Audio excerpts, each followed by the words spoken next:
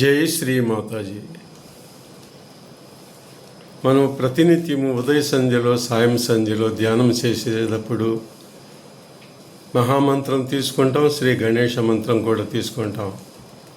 ఆయనతోనే ప్రారంభిస్తాం. మన యొక్క ధ్యానము జ్ఞానం అనేది ఆయన అడుగుజాడల్లో మనకు లభించేటట్టు శ్రీ మాతాజీ గారు మనకి అనంత వరాలు ఇచ్చారు, ఆదుకున్నారు.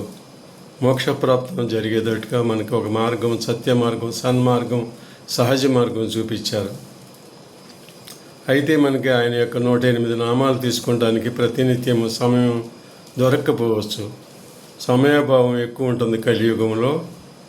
అందుకని సహజ కవి ఏమంటున్నాడంటే ఆయన యొక్క 16 నామాలు తీసుకుని షార్ట్ కట్లో పూజ చేసుకోమంటున్నాడు, ధ్యానం చేయమంటున్నాడు, సహజ ధర్మ మార్గంలో ఉండమంటున్నాడు. సోమ సూర్య అగ్నిలోచనాయ, ద్విజ ఆకర్షకాయ, త్రిలోక దర్శనాయ, గౌరీ పాదాంకితాయ, సర్వచక్ర దర్శనాయ, సహజ ధర్మ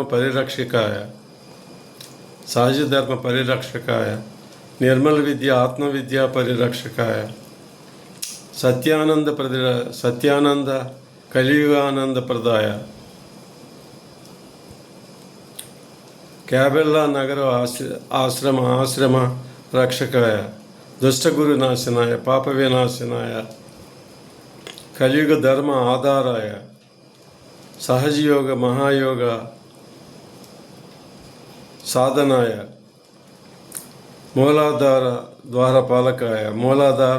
ద్వారపాలకాయ, పుణ్యపట్నం నివాసాయ, ప్రతిష్టాన ఆశ్రమ నివాసాయ, శ్రీ సిద్ధి గణేశ, జ్ఞాన గణేశ, సత్యానంద గణేశ, నమో నమః నమో నమః నమో నమః.